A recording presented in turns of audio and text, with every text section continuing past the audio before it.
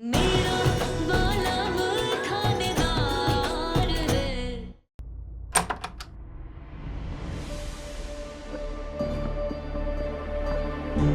अच्छा,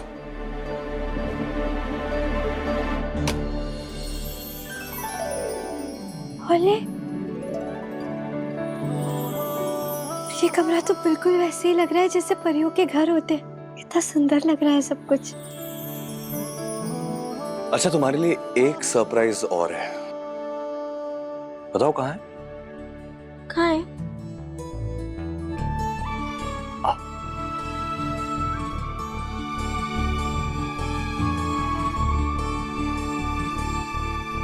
1 2 3।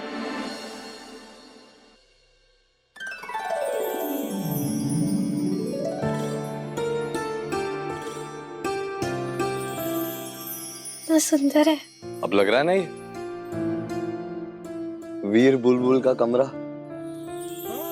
तुम्हें पता है बुलबुल, पहले ये जो इंसान है ना, ये लड़का, ये अपनी जिंदगी में सिर्फ और सिर्फ लॉजिक से चलता था। फिर एक दिन फिर इस लड़की की लाइफ में ये लड़का आ गया और इस लड़की की लाइफ में सिर्फ और सिर्फ मैजिक भर दिया। ये इंसान सिर्फ लॉजिक से चलने वाला, by the rule book, boring सा एक आईपीएस ऑफिसर होता था। इस लड़की के आने के बाद से ना, इस लड़के की जिंदगी में रंग, खुशियां और खूबसूरती भर गई। ओले, रंगीलो बींद मारो। ऐसे तुम्हारे साथ रह रह के ना आप अच्छी अच्छी बातें करना तो सीख ही गए। कभी कभी तो किसी और को तुम्हारी तारीफ करने दिया करो बुलबुल। चलो आओ। अच्छा सुनो, अब थोड़ी देर आराम कर लो और मैं ये चेंज कर लेता हूँ।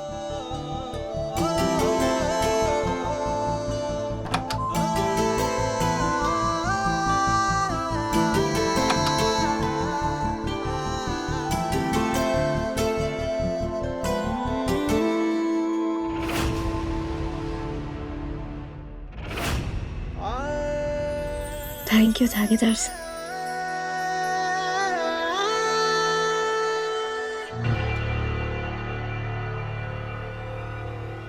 ये तुम्हारी डेस्क का स्कैन की रिपोर्ट्स है, जिसमें तुम्हारी असली उम्र लिखी है। इसे संभाल के रखना ताकि किसी को भी तुम्हारी असली उम्र का सच पता न चले। रिपोर्ट चाची साहब, हमारे को आपको सुरक्षित रखना होगा।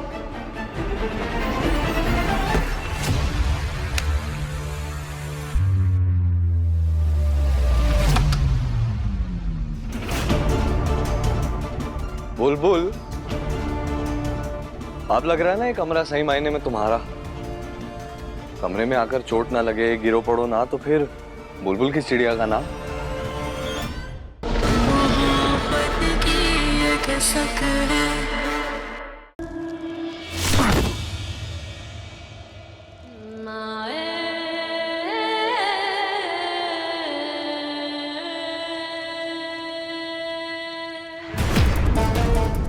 बस करो निशिकांत, तुम्हारे साथ एक रूम में रहना ही मुश्किल है। बाहर के बर्फीले दानव ना हमारे लिए घात लगाए बैठे हैं। जब तक यह आग के पास है तभी तक सुरक्षित हैं हम। तो सही दानव क्यों ना हो, तुमसे तो कम ही खतरनाक होगा।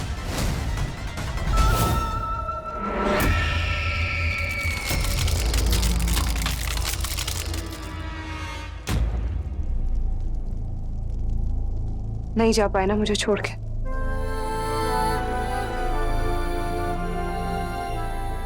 याद है तुम्हें ये बैग? शादी के बाद मेरा सुहागरात के लिए इंतजार कर रहे थे तुम यहाँ पे। Stop it. चलता क्या है तुम्हारे दिमाग के अंदर? मेरी माँ मौत से लड़ रही है और तुम्हें सुहागरात की सोच रही है।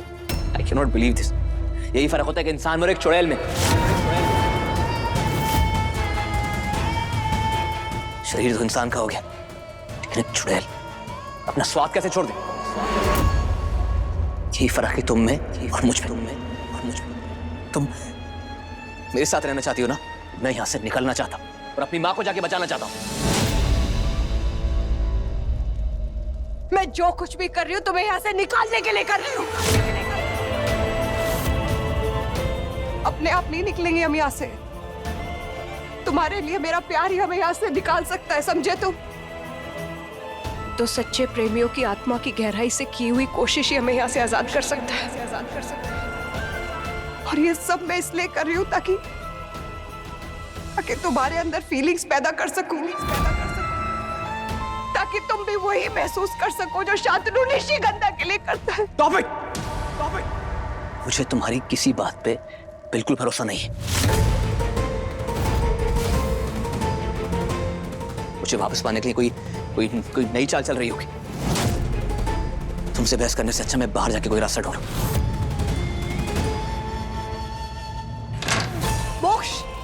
मोक्ष रुको, मोक्ष मेरी बात सुनो। मोक्ष आगे मत जाओ, हर कदम पे खतरा है मोक्ष।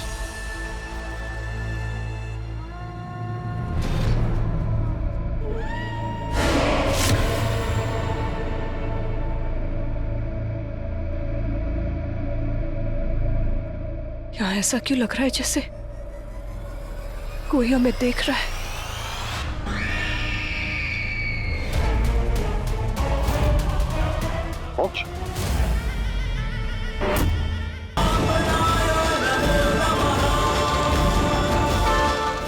मैं वही वामन हूं जिसके जन्म पर आकर तुमने कुबेर को आज्ञा दी थी कि वो मुझे भिक्षा पात्र दे दे।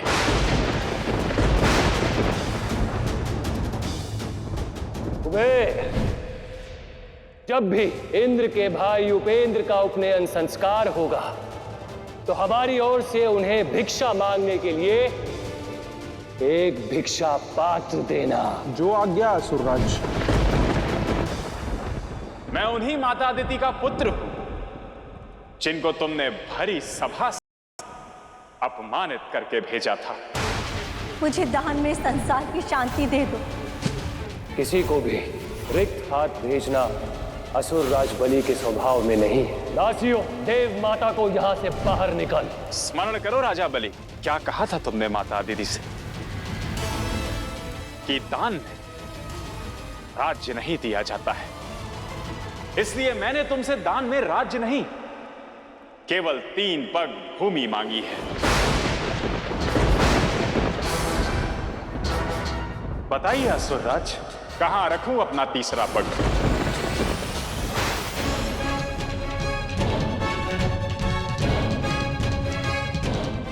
बोलो दानवीर बलि, क्या तुम अपने कुल का मान मिटाओगे? अपने संकल्प से पीछे हट जाओगे?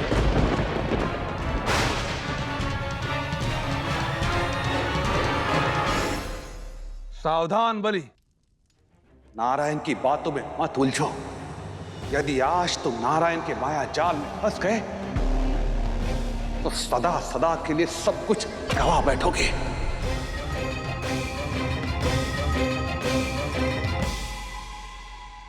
गुरुदेव, अब गवाने के लिए शेष क्या बचा है मेरे पास? केवल 2 ही पग में धरती और आकाश तो पहले ही माप दिया इन्होंने। अब क्या शेष रह गया? असुर गुरु, अब यदि बलि के पास कुछ शेष है वो है उसका सम्मान। दानवीर होने का गौरव ही तो है जिसे बचाकर मैं इस संसार में कम से कम दानवीर होने का मान तो पा सकूंगा।